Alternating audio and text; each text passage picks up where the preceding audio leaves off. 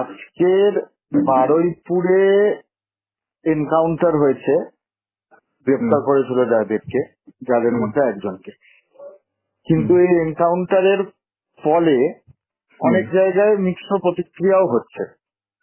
তো আপনার কি মনে হয় যে এরকম হলে, যদি হয়ে থাকে, অপরাধীরা ভয় পাবে এবং অপরাধ মুক্ত হতে পারবে পশ্চিমবঙ্গে? দেখুন, পুলিশকে তো নিরপেক্ষ হতেই হবে। এর আগে যে রাজ্য সরকারগুলি ছিলেন তারা তো কখনো পুলিশকে নিরপেক্ষ হতে দেয়নি এবং পুলিশকে তার কাজ করতে দেয়নি, তারা পুলিশকে দলদাস করে রেখেছিল। তো আমাদের সরকারের নীতি হচ্ছে যে প্রশাসনের মতোই চলবে। সেখানে অপরাধী সে অপরাধী শাস্তি পাবে, না তার ধর্ম দেখা হবে, না তার জাত দেখা হবে, না তার রাজনৈতিক পরিচয় দেখা হবে। তো বারুইপুর কাণ্ড যেটা হয়েছে সেটা তো সমাজের জন্য নিশ্চয়ই লজ্জাজনক ঘটনা বটে, কিন্তু এখানে বিগত সরকার আর আমাদের সরকারের মধ্যে পার্থক্য হচ্ছে, বিগত সরকার ধর্ষণ হয়ে গেলে বলতো এটা ছোটখাটো ঘটনা, কখনো যিনি ধর্ষিতা হয়ে মারা গেলেন তার দোষ দেখা হতো, তার পরিবারের দোষ দেখা হতো। কিন্তু আজকের ঘটনা ঘটার সঙ্গে সঙ্গে সেখানে সরকারের প্রতিনিধিরা গেছেন, অপরাধীদেরকে খুঁজে বার করে তাদের পুলিশ যাতে গ্রেফতার করে এবং শাস্তি হয় তার ব্যবস্থা হয়েছে। স্বয়ং মুখ্যমন্ত্রী তিনি তার ফোন থেকে পরিবারের লোকের সাথে কথা বলেছেন এবং ভবানী ভবনে ডেকে পাঠিয়ে তাদের সাথে বসে এবং আশ্বাস দিয়েছেন যাতে সম্পূর্ণ শাস্তি তারা পায়। তো সরকারের নীতি খুব স্বচ্ছ আছে, আপনারা দেখতেই পাচ্ছেন।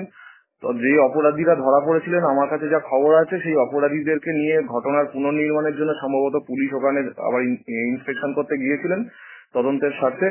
তো সেই সময় কোনো একজন অপরাধী বোধহয় পুলিশের পিস্তল ছিনিয়ে নিয়ে পালিয়ে যাওয়ার চেষ্টা করেন।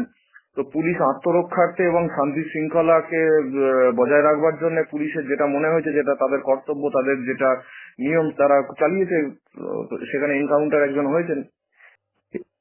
অপরাধ কি মুক্ত হতে পারবে পশ্চিমবঙ্গে?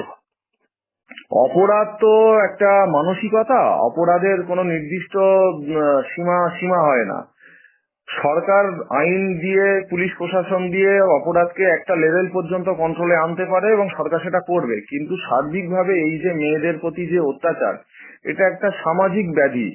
আমার মনে হয় এর জন্য আমাদের কিছু সামাজিক সংস্কারের দিকেও এগোতে হবে। রাজনীতির পাশাপাশি কিছু সামাজিক আন্দোলন, সামাজিক সচেতনতা শিবির, এগুলো আস্তে আস্তে করতে হবে। সেখানে সরকারের যা সহযোগিতা করার, সরকারের যা গাইডলাইন দেওয়ার, সরকার সেটা দেবেন। কিন্তু সরকার বা দলের বাইরে গিয়েও আমরা যে মানুষ, আমাদের যে আলাদা সামাজিক সত্তা আছে, সেই সত্তাকে সামনে নিয়ে আমাদেরকে এর বিরুদ্ধে রাস্তায় নামতে হবে।